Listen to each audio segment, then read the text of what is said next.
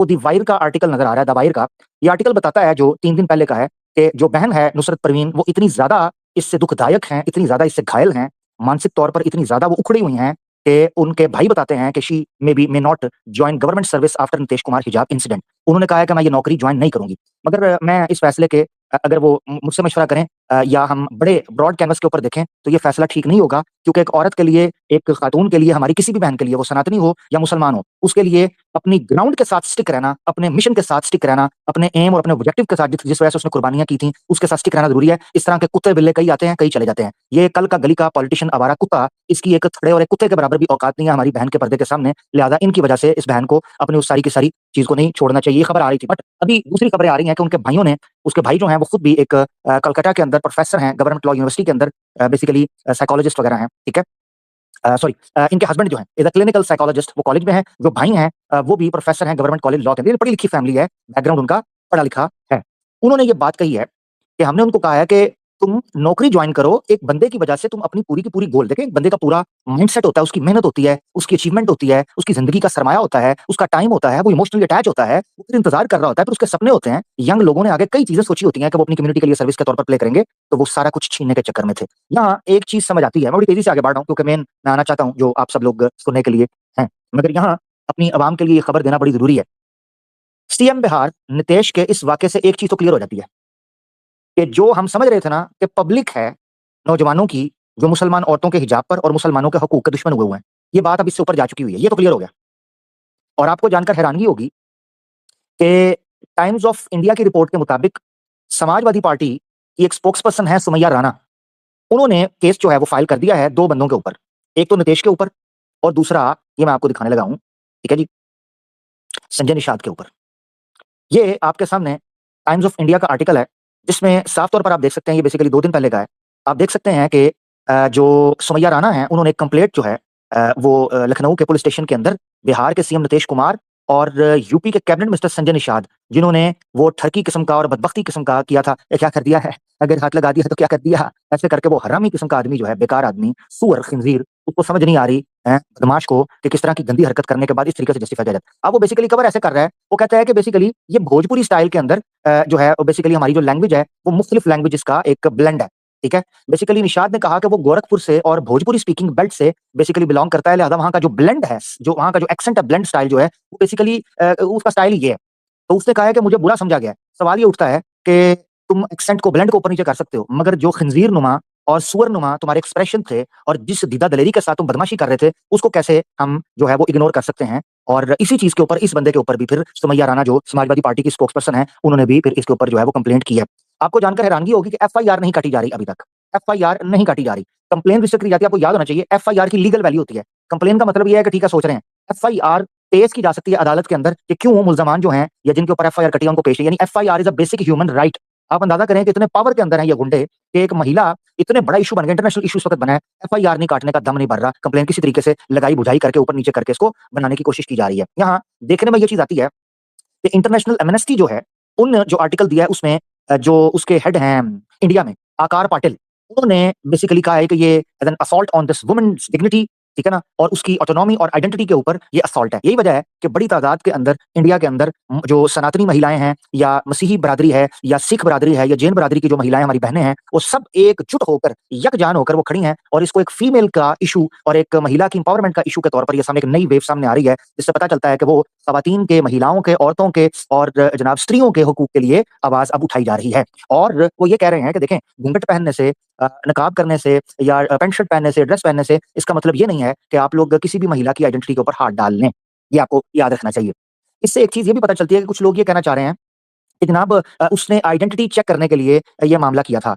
यानी मुझे उन लोगों की जस्टिफिकेशन के ऊपर हैरानगी आती है कि उल्लू के पट्टो एक औरत को सीएम लेवल का बंदा वहां पर जो है वो सर्टिफिकेट सबमिट करवा रहा है, एक्नॉलेज किया जा रहा है, और बेवकूफों किसी को पता भी नहीं है कि ये औरत है, कौन है। ये ड्रामेबाजी करते हो, यानी इसका मतलब है कोई भी मुंह उठा के सीएम बिहार के पास चला जाता है, कोई सिक्योरिटी नहीं है, कोई चेक नहीं है, कोई डिटेलिंग नहीं है, कोई ऑर्गेनाइज नहीं है, कोई डिसिप्लिन नहीं है, कोई भी वहां जाकर ये कर सकता है।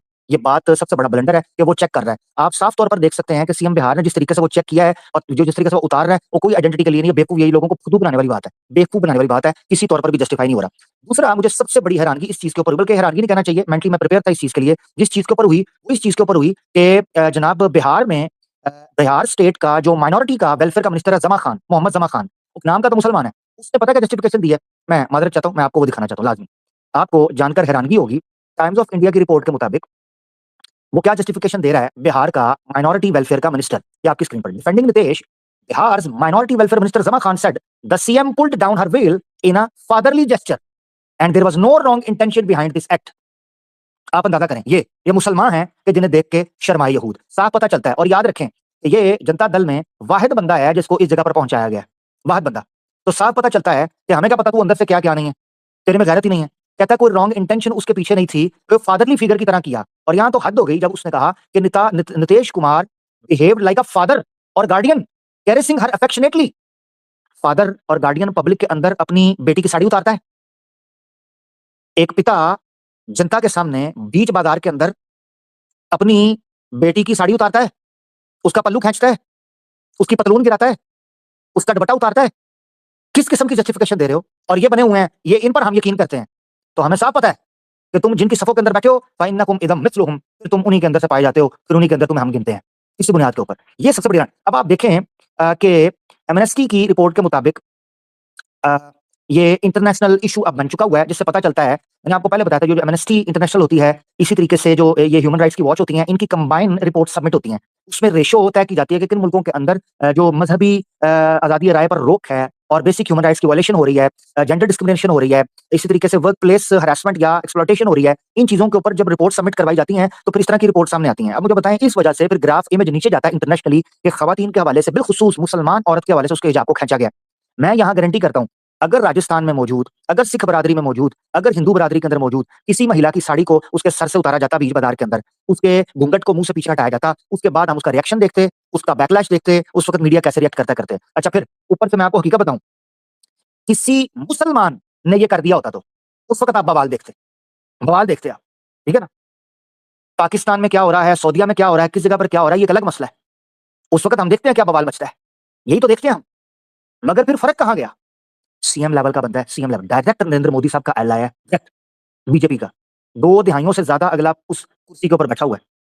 और फिर लोग कह रहे हैं जी उसकी मानसिक स्थिति जो है वो ठीक नहीं है, मानसिक स्थिति ठीक नहीं है। इसी तरह का कुछ ट्वीट किया था आपका जो है, क्या उसका नाम है, जो राष्ट्रीय जनता दल है, आरजेडी, उन्होंने भी अपने ट्विटर हैंडल के ऊपर ये क्लिप शेयर करके फिर उन्होंने पोस्ट किया, उन्होंने कहा क्या हो गया है नीतीश जी को, इनकी मानसिक स्थिति ठीक नहीं है। ये या तो बिल्कुल ही बेवकूफ हो चुके हैं या ये संघी बन चुके हैं, आरएसएस के मेंबर बन चुके हैं। ये जो राष्ट्रीय जनता दल है, उनके लोगों ने भी फिर इसके ऊपर टिप्पणी की है, निंदा, कड़ी निंदा की है इसके ऊपर लोगों ने। एक चीज पॉजिटिव देखने में आई है, वो ये देखने में आई है कि लोगों में बड़ी तादाद में अभी भी सेंस है कि किस कदर हम क्या कर सकते हैं, क्या नहीं कर सकते हैं। ये हकीकत ये है कि इसीलिए हमारे नौजवानों को इस पर आवाज उठाने की जरूरत है। आप याद रखें, वो किसी की बहन थी परवीन, नुसरत परवीन, वो किसी आप में से किसी की भी बहन हो सकती है, वो हिंदू हो सकती है, वो सिख हो सकती है, वो मसीही हो सकती है। याद रखें, हम कब कह रहे हैं कि अपनी औरतों को पर्दा करवा लो, हम कब कहते हैं कि अपने मर्दों को दाढ़ियां रखवाओ? हम ये कहते हैं कि हमारा हक, हमारी मर्जी, हम अपने तरीके से चलें। इस पर डिटेल के साथ मैंने गुफ्तगू की थी, हिजाब अ सिंबल ऑफ रेजिस्टेंस। आज से करीबन 3.5-4 साल पहले आपको याद होगा, केरला के अंदर ये इशू उठा था कि स्कूल में लड़कियां या एग्जाम में लड़कियां जो है वो निकाब पहनकर नहीं आएंगी, उन पर पाबंदी लगाई जाएगी और ड्रेस कोड के नाम पर और यूनिफॉर्म के नाम पर उनसे उनका हक छीनने की कोशिश की गई थी। कई भगवादारी लौंडे लपाड़े वो जो स्कूल के अंदर जो है उन्होंने तमाशे करना शुरू कर दिए। तो आपको याद होगा कि लड़की की पिक्चर बड़ी वायरल हुई थी जो अपनी स्कूटी से उतरती है और अल्लाह अकबर, कर्नाटका के अंदर, yes Karnataka, sorry Kerala not Kerala, Karnataka, वो नारे मारते आती है अल्लाह अकबर करते हुए, आपको याद होगा।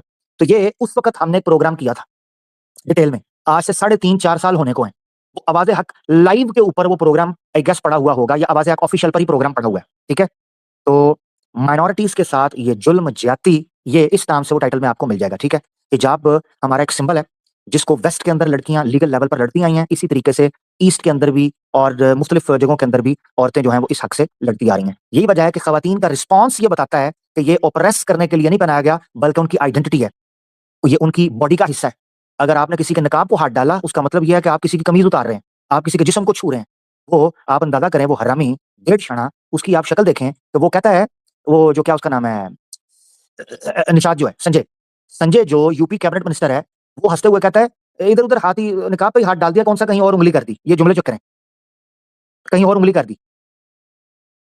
तो हकीकत ये है, बंदे के पुत्र बनो, अपनी हदूद के अंदर आजादी है, अपनी बहनों के मामले में जो करना करो, अपने भाइयों बापों के मामले में जो करना करो, मगर आप उससे फैलांगने की कोशिश करेंगे तो हम कानूनी कार्रवाई करेंगे। और कानूनी कार्रवाई मुसलमानों को इस हवाले से करनी चाहिए और अपने आप को एक्टिव रखना चाहिए, याद रखें। मैं यहाँ फिर आखिरी बात करते हुए मैं डिबेट की तरफ आऊंगा। काफी बात हो चुकी, मैं डिबेट का अब सेगमेंट ओपन करने लगा हूं, मगर यहाँ जरूरी है ये बात याद रखें। हम अपने दीन, अपने रिलीजन के ऊपर अमल करने का हक रखते हैं, जैसे आप रखते हैं। अगर आपके पास ये हक है, वैसे ही हमारे पास भी है। जितना आपके पास है उतना हमारे पास भी है। ये बदमाशी नहीं होगी, नंबर वन। दूसरी चीज जो यहां समझने की है वो ये कि मैं अपनी बहनों से, अपने भाइयों से, नौजवानों से ये कहता हूं, कभी जिंदगी में इस तरह का वाकया पेश आए, आपने अपनी जॉब, अपने ऑब्जेक्टिव, अपनी पोजीशन, अपनी पॉलिटिकल रिस्पॉन्सिबिलिटी, अपनी सोशल आइडेंटिटी से पीछे नहीं हटना। इस तरह के कुतूरे कुत्ते और इस तरह के भेड़िए जगह जगह पर नजर आएंगे, तो क्या इलाका छोड़ के चले जाएं? क्या जिस मोहल्ले में रहते हो वहां 4 लड़के छेड़ने वाले नहीं खड़े होते? क्या जिस स्कूल में पढ़ने जाते हैं वहां 4 लोग घूरने वाले नहीं होते? क्या उस वजह से हम अपने हक से पीछे हट जाएं? क्या उस वजह से उस नौकरी से जो मेहनत है, जो आपने हलाल की मेहनत करके अपना आपका हक था, वो छोड़ दें इन कुत्तों के लिए? तो इससे बदतर और फिर क्या हालत होगी? क्या हालत होगी फिर? हम तो इस तरह तो पीछे रहते जाएंगे। मैं आपको बता दूं, ए मुसलमान, ए मुसलमान औरत, ए मुसलमान मर्द, इनका प्लान ही ये है कि ये हर तरक्की की राह से तुम्हारी शनाख्त को अलग कर दें, ताकि कल को कह सकें कि इस्लाम को छोड़कर ये तरक्की हासिल हुई है। ये मेरी बात नोट कर लो, ये नोट कर लो। ये हर तरक्की के ऐवान से और हर तरक्की की राह में रुकावट तुम्हारे हिजाब को, तुम्हारी दाढ़ी को, तुम्हारे दीन को इसलिए करते हैं ताकि जब तुम वो तरक्की हासिल करो तो ये चींगा लगाकर मुस्कुराकर कह सकें कि देखो तुमने इस्लाम छोड़ा है तो इसलिए तुम यहाँ पर आई हो। अगर तुम हिजाब में होती तो तुम तरक्की नहीं कर सकती थी, अगर तुम दाढ़ी में होते तो तुम अच्छे पढ़े लिखे नहीं हो सकते थे। हमें इस रुत को बदलना है, ऑल द वे इस पैराडाइम को हमें शिफ्ट करना होगा और अपने हाथ में उस बयानिया को लेना होगा जिसको हम बेहतर समझते हैं। अपने हाथ में लेने से मुराद कानून नहीं है, वो बयानिया है कि जो हम अपने लिए ठीक समझते हैं हम वो करते हैं, कानून के दायरे में रहते हुए। बहुत शुक्रिया।